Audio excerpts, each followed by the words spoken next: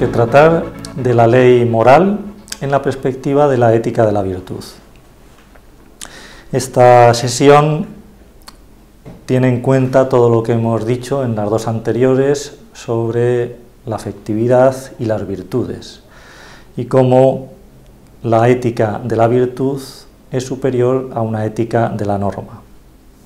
Hablaremos de tres cuestiones. En primer lugar, la ley moral en la perspectiva de la ética de la virtud. En segundo lugar, la ley moral natural, preguntándonos si realmente es universal. Y en tercer lugar, hablaremos muy brevemente de la distinción entre ley moral y ley civil. Cuando se habla de moral en general, a muchas personas lo primero que se le viene a la cabeza son las normas, las leyes, los mandamientos, lo que se puede hacer, lo que no se puede hacer. Y es verdad que las normas son un elemento importante en cualquier ética, en cualquier propuesta ética. Podríamos decir que son un elemento necesario, pero no suficiente. Y en una ética de la virtud son un elemento secundario. Esto se puede entender muy bien con el ejemplo de la conducción. Cuando nosotros vamos por la carretera tenemos una serie de señales de tráfico que nos ayudan a saber si hay una curva cerrada, si podemos ir a más velocidad, podemos ir a menos velocidad. Y en ese sentido, esas indicaciones son importantes.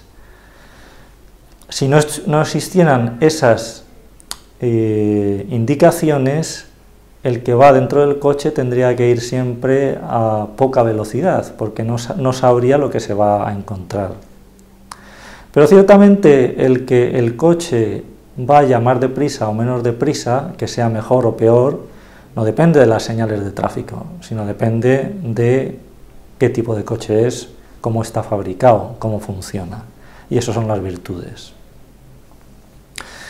Por eso, claro, hay como dos grandes perspectivas a la hora de entender las normas y la relación entre las normas y la libertad. Podríamos decir que algunas perspectivas morales ven la ley o la norma como una limitación de nuestra libertad, una limitación necesaria a nivel global para que la sociedad no sea un caos y a nivel también personal para no realizar acciones que son claramente inmorales, que nos hacen mal, pero siempre se trata de algo externo al individuo, algo que viene de fuera. Por eso se habla a veces de heteronomía moral, como si alguien me impusiera una serie de normas. Ese alguien puede ser la sociedad o puede ser incluso Dios. Algunos piensan que los mandamientos son una forma de moral heterónoma, en el sentido de que son algo que vienen de fuera. Pero también hay otro modo de considerar la relación entre las normas y la libertad, que es verlas como una ayuda. La ley como ayuda a la libertad. ¿Por qué? Porque justamente, como veíamos con el ejemplo de la conducción, esa ley me da unas indicaciones que me ayudan a poder ir rápido por la calle, sabiendo que no agotan todo el contenido de la moral, y que por tanto no son algo externo a mí mismo.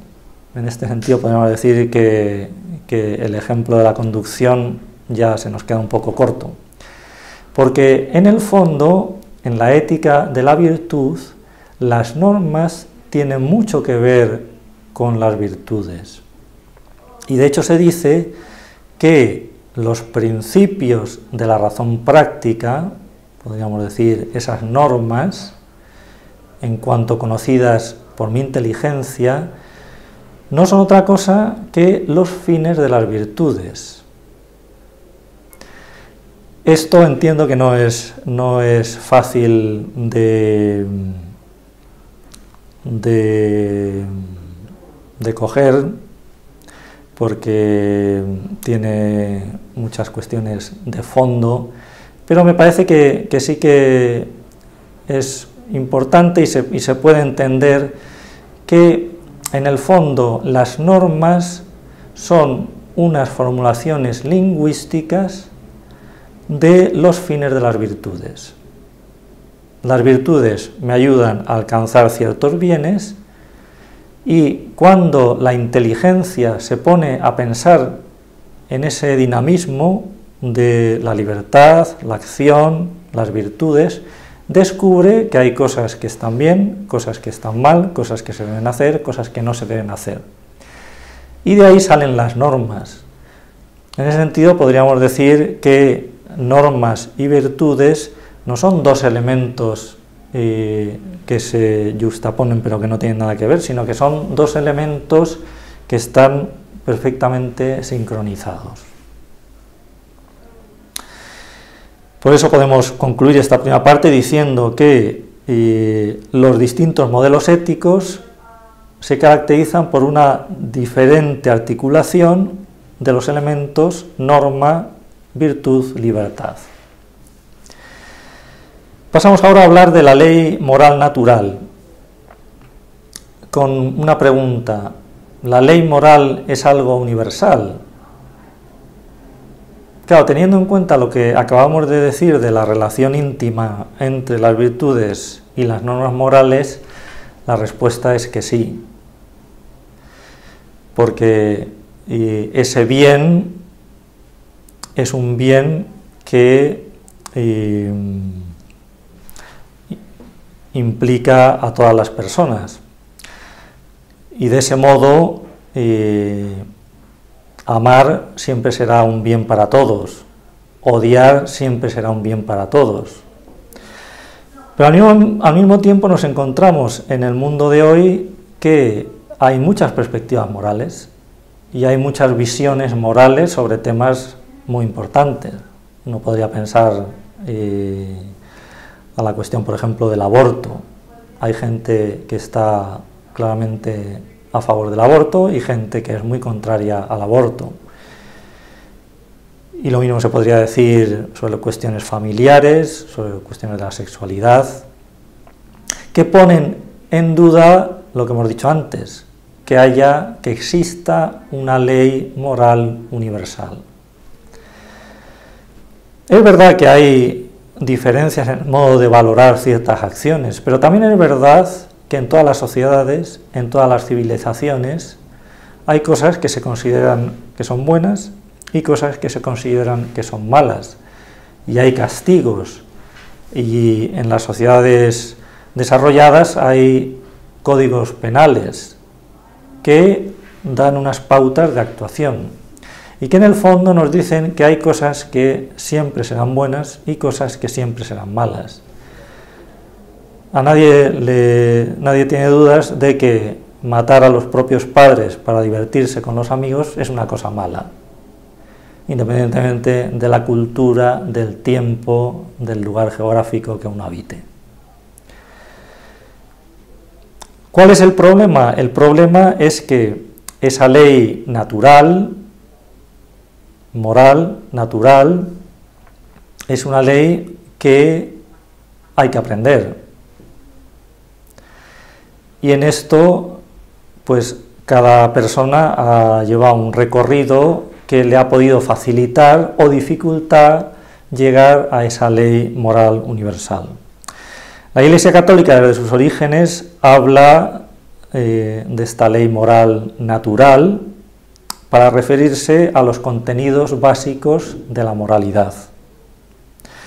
Quizá efectivamente el término no sea demasiado bueno o quizá hoy en día no se entienda, porque cuando uno oye hablar de ley natural, lo que piensa es en la biología, natural, biológico.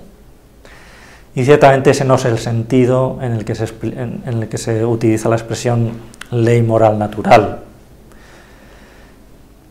Claro, si uno piensa en natural igual a biológico, podría llegar a concluir, por ejemplo, que la fecundación in vitro es inmoral, porque no es natural, porque es artificial.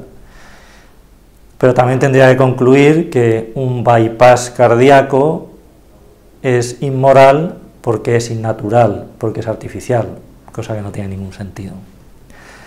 Por eso, lo que hay que entender es que cuando se habla de ley moral natural, no nos estamos refiriendo a una ley de la naturaleza en el sentido de una ley de leyes biológicas, sino a una ley de la razón. En ese sentido, ley natural sería lo mismo que decir ley razonable. Y de hecho, en las definiciones clásicas de la ley se utiliza la expresión ordinatio rationis, una ordenación racional. El Catecismo de la Iglesia Católica, cuando habla de este tema, dice: la ley natural expresa el sentido moral original que permite al hombre discernir mediante la razón lo que son el bien y el mal, la verdad y la mentira. Luz de la inteligencia divina puesta en nosotros por Dios, presente en el corazón de todo hombre y establecida por la razón. Aquí, en este punto del catecismo, vemos dos elementos importantes. Por un lado, puesta en nosotros por Dios, la ley natural es algo que Dios nos pone, pero no nos pone como algo que viene de fuera, sino nos pone en el crearnos. Podríamos decir que es como el hardware del ordenador. O sea, cuando uno construye un ordenador, no es que construye el ordenador y luego se sienta a pensar en cuáles deben ser las normas para que ese ordenador funcione, sino que en el modo en el que lo ha construido, el ordenador funcionará. Y algo parecido sucede con el hombre. Dios nos crea de un determinado modo y nuestra respuesta, la vida moral, será buena o mala si está de acuerdo o no a esa idea creacional de Dios. Puesta por Dios en nosotros y establecida por la razón, que no son cosas contradictorias.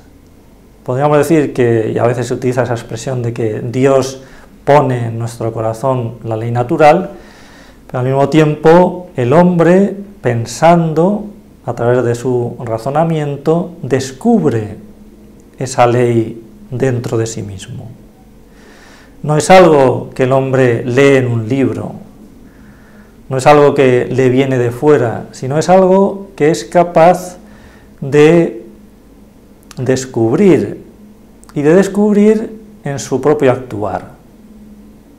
Y cuando uno actúa, antes de actuar, piensa si eso que va a hacer está bien o no está bien, y después de actuar vuelve a pensar, y eso es la conciencia, de la que se hablará en otra sesión.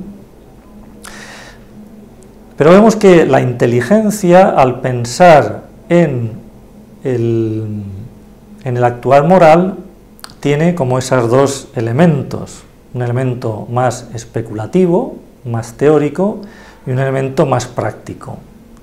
Y los dos elementos están en continuo diálogo. Por eso a veces se dice que las normas morales son razonamiento moral reflejo, o sea, como de segundo nivel, distinto del razonamiento moral que utilizamos para realizar las acciones concretas, que sería el ejercicio directo de la racionalidad práctica.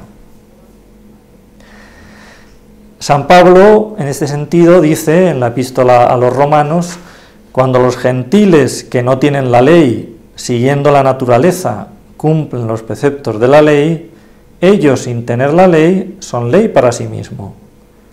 Con esto muestran que tienen grabado en sus corazones lo que la ley prescribe, como se lo atestigua su propia conciencia.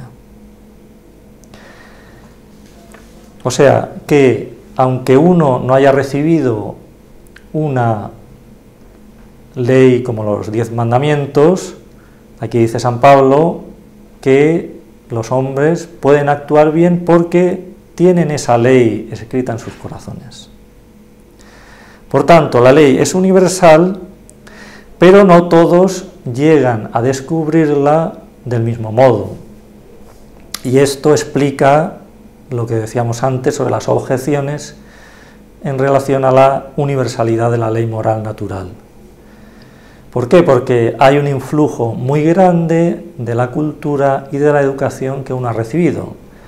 Si uno desde pequeñito ha estado en un ambiente en el cual se ve como bueno atentar contra la vida de otras personas como acto de alabanza a Dios, pues pensará que ser kamikaze es una cosa buena y que es un acto religioso.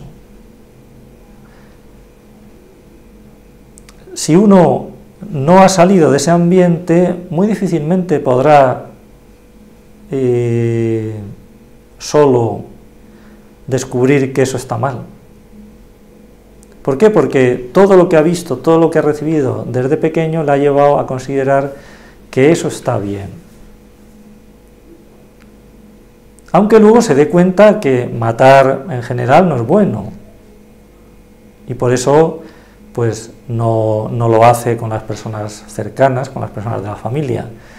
Pero cuando se llega a matar a los paganos, a los que están en contra de mi religión, entonces lo veo como una cosa positiva. Claro, ahí uno se da cuenta de que el influjo de la cultura y el influjo de la educación recibida son grandísimos. Y de ahí la importancia de recibir una buena educación. ¿Por qué? Porque los preceptos de la ley natural no todos tienen el mismo grado de evidencia, porque no todos son igualmente importantes. Y de hecho, por eso el catecismo dice que los preceptos de la ley natural no son percibidos por todos sin dificultad, con firme certeza y sin mezcla alguna de error. Y por eso son necesarias la revelación y la gracia de Dios, para poder descubrir, entender los preceptos de la ley natural. Y en ese sentido podemos decir que los 10 mandamientos, la revelación que Dios ha hecho a su pueblo en el Antiguo Testamento y luego esa revelación plena en el Nuevo Testamento, son un don de Dios. Las normas morales son un don de Dios porque nos facilitan ese trabajo de descubrir la moralidad intrínseca que tenemos grabada en nuestros corazones. Pasamos por último a hablar de la cuestión ley moral y ley civil. El concepto de ley es un concepto analógico y lo utilizamos tanto para hablar de la ley moral que guía nuestra moralidad personal o de la ley civil, que es la que ordena la sociedad. Son dos leyes distintas y los razonamientos que siguen son distintos, aunque estén ciertamente relacionadas. Pero no todo lo que cubre la ley moral debe cubrirlo la ley civil. Un ejemplo claro es la cuestión del uso de las bebidas alcohólicas. Y el beber en exceso no está bien desde el punto de vista moral y hace mal al individuo, pero el Estado no debería ponerse a perseguir a las personas que se emborrachan, como en cambio debe hacerlo ante aquellas acciones que sean gravemente contrarias al bien común. Lo que es importante entender aquí es que la ley moral y la ley civil no deben entrar en contraposición, como desgraciadamente sucede en algunas de nuestras sociedades, donde se permite o incluso se fomentan acciones que son gravemente inmorales. Un ejemplo de ello es la ley del aborto. Podemos concluir esta sesión con 3 afirmaciones. La primera, que para la ética de la virtud la ley es un elemento necesario pero secundario con respecto a las virtudes. La segunda, que la ley moral natural, aquellos principios morales básicos que indican el bien a perseguir y el mal a evitar, es una ley universal e inmutable. Y la tercera, que el conocimiento de esta ley por parte de cada persona dependerá mucho del ambiente en el que se haya educado y también, en cierta medida, de su propia vida moral.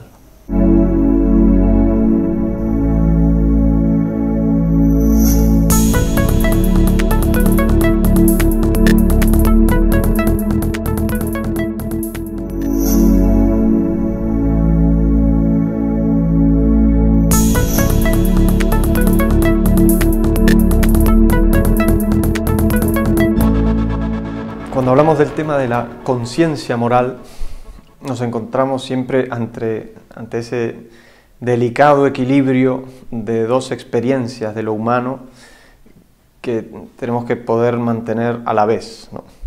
Por una parte, que nadie puede ir en contra de su propia conciencia, o dicho en positivo, que cuando uno obra, tiene que obrar de acuerdo a sus convicciones, ¿no? A lo que cree que está bien en ese momento, en esas circunstancias, que muchas veces uno mismo es el único que conoce plenamente.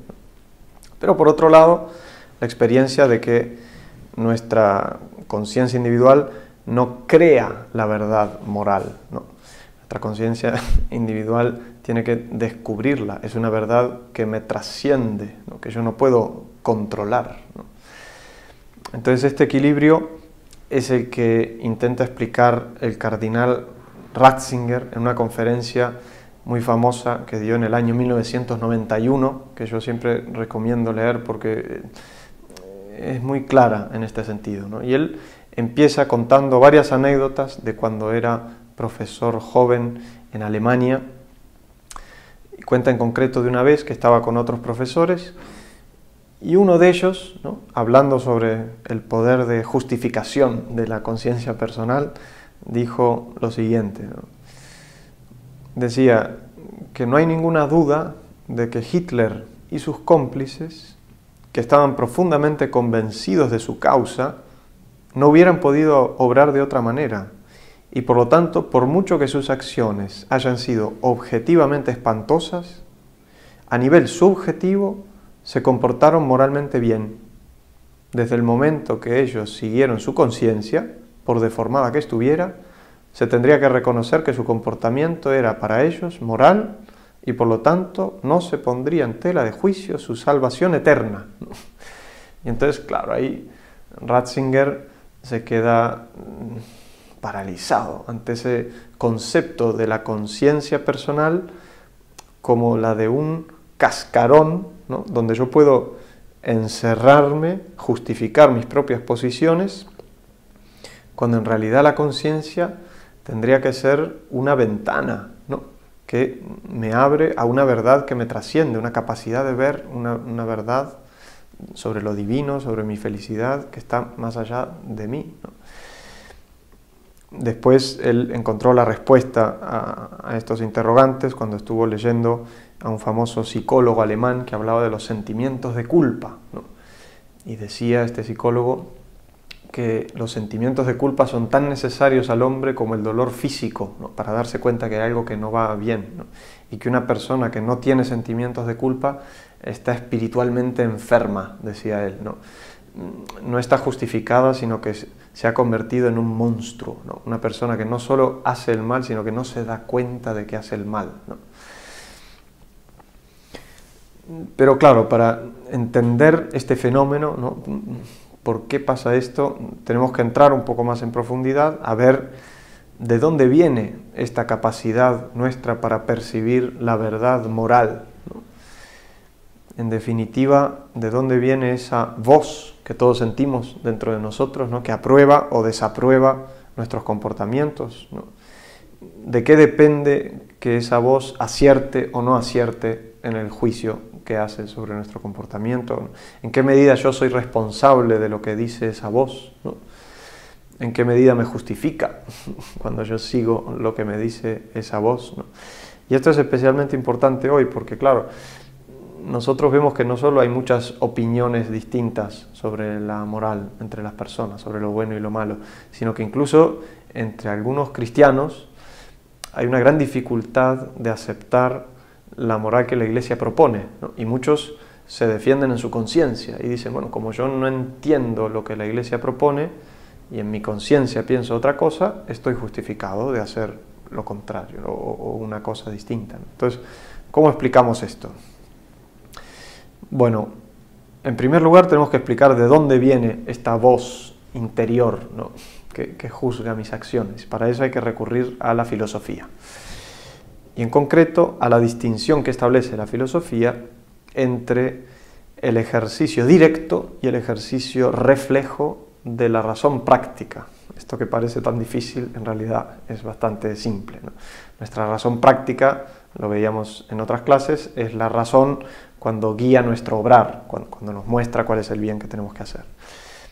Entonces, el ejercicio directo de la razón práctica es nuestra toma de decisiones, ¿no? Las decisiones que tomamos, las tomamos con nuestra razón en ejercicio directo, a partir de unos fines, ¿no?, de unas intenciones que tenemos nosotros en determinadas circunstancias, elegimos la acción que realiza esas intenciones en estas circunstancias. Tengo hambre, es la hora de comer, paso por delante de un restaurante, decido entrar y almorzar, ¿no? Ejercicio directo, tomo las decisiones. Pero también nuestra razón está constantemente funcionando en ejercicio reflejo, o sea, está intentando comprender, mejorar y, si es el caso, corregir el ejercicio directo, ¿no? Entonces, nosotros cuando tomamos una decisión, después pensamos, ¿no?, bueno, ¿por qué tomé la decisión que tomé? ¿En base a qué premisas? ¿Y son correctas o no son correctas?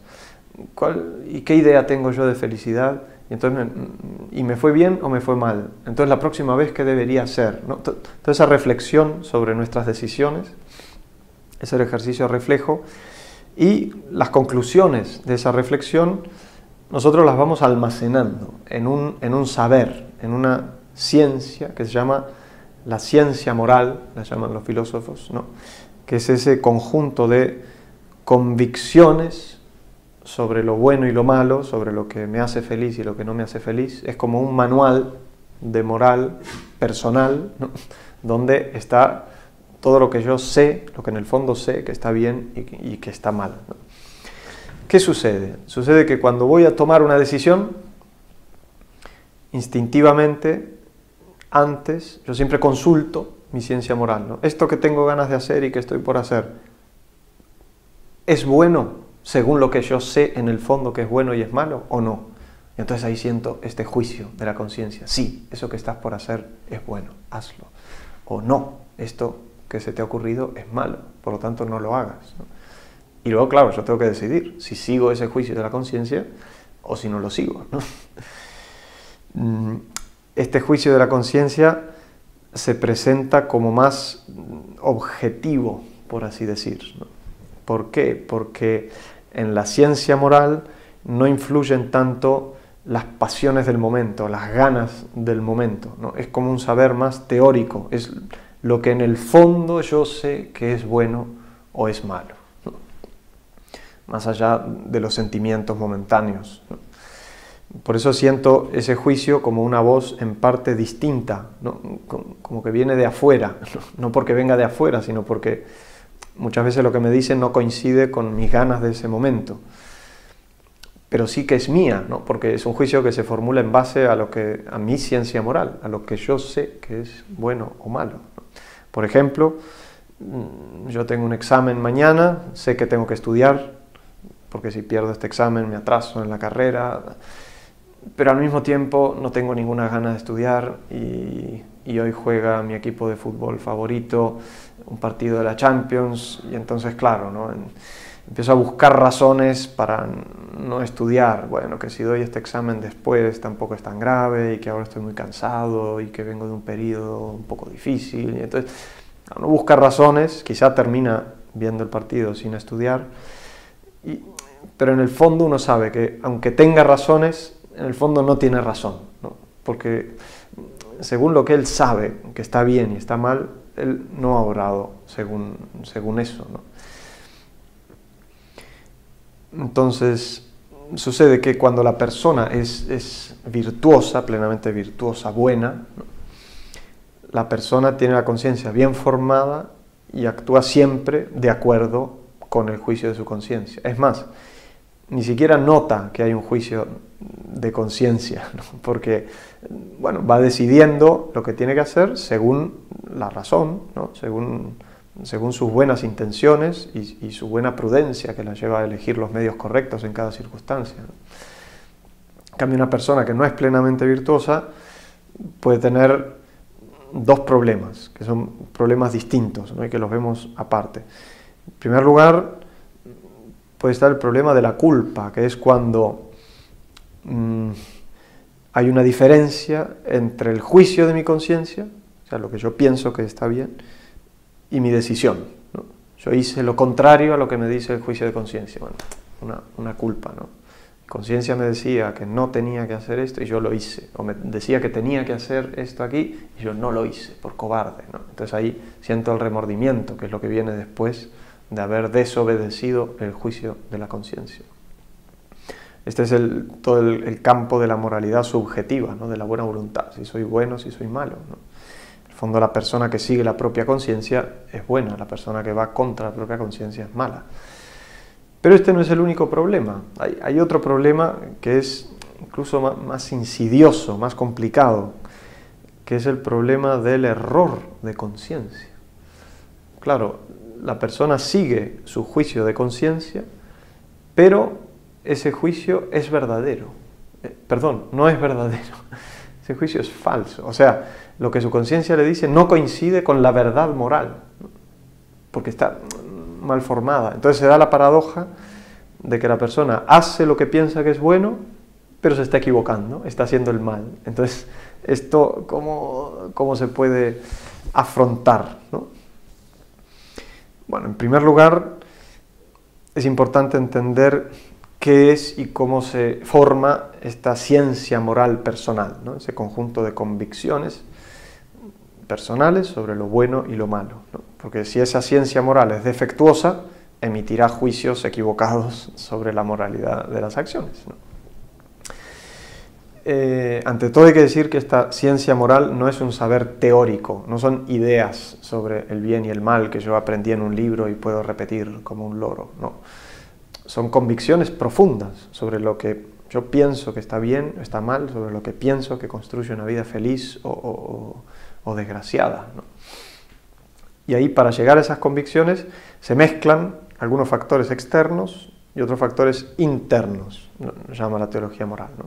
Los factores externos es todo lo que yo recibo, ¿no?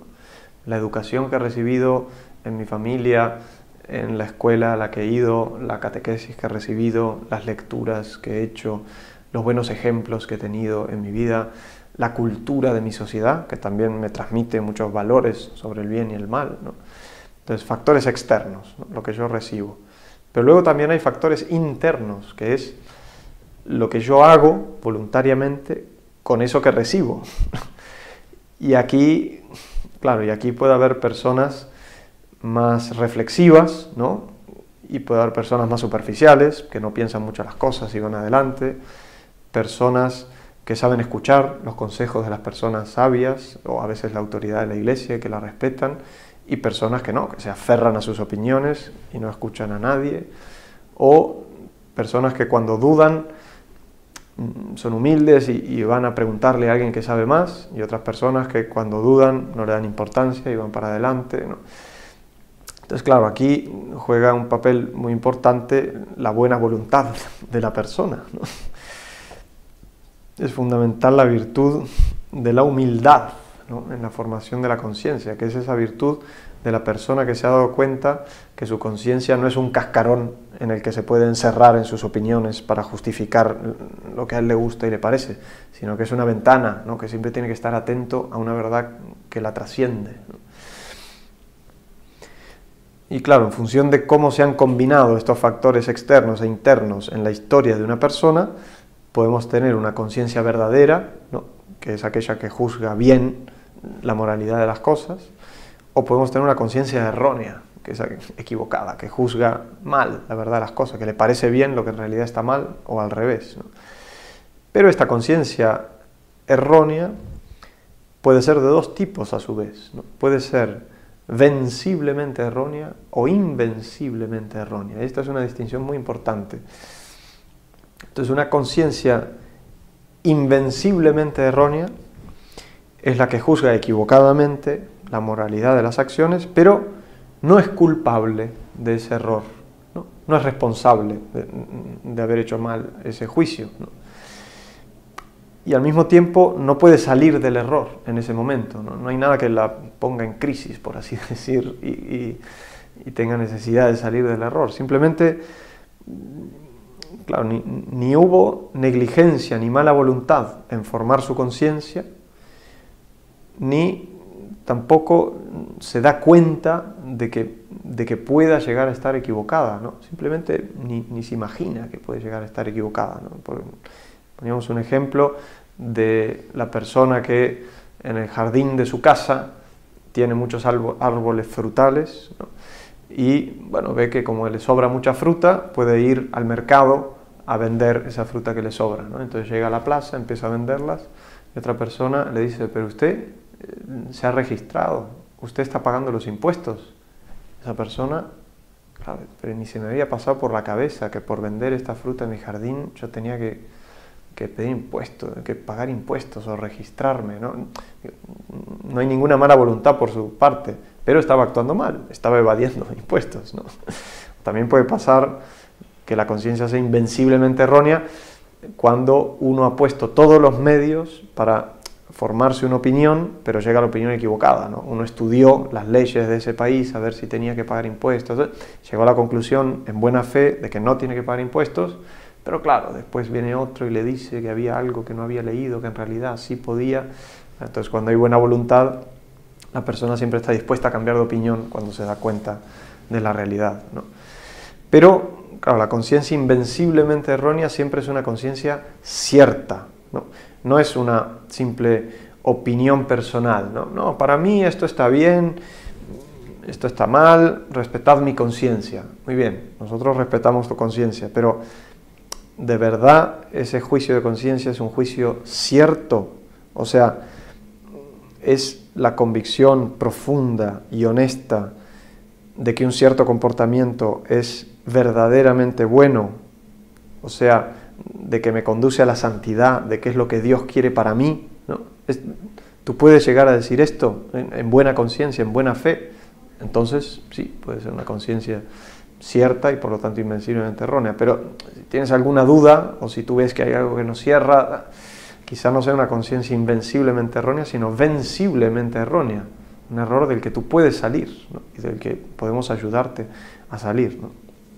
La diferencia es importante porque cuando la ignorancia es invencible y uno sigue la propia conciencia, uno no comete una culpa, ¿no? Y la conciencia no pierde su dignidad, dice el catecismo, ¿no? Porque sigue hablando en nombre de la verdad, del bien, ¿no?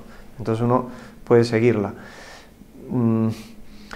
Pero claro, si no es invenciblemente errónea y es venciblemente errónea, ahí ya hay una parte de culpa, ¿no? Claro, y ahí es importante cómo ayudar a las personas a salir del error, de la conciencia, ¿no?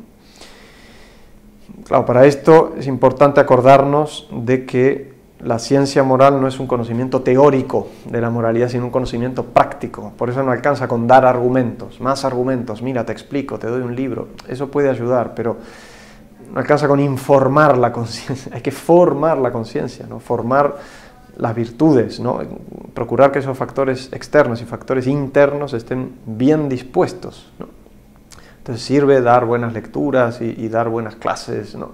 Pero sobre todo sirve ayudar a la persona a tener buena voluntad, ¿no? A ser humilde, sobre todo a dar vida cristiana, ¿no? Porque, claro, muchos de los comportamientos que exige la moral cristiana solo se entienden cuando se va adquiriendo una vida cristiana más sólida, ¿no? No con más argumentos, ¿no? sino con más fe, con más vida cristiana personal, ¿no?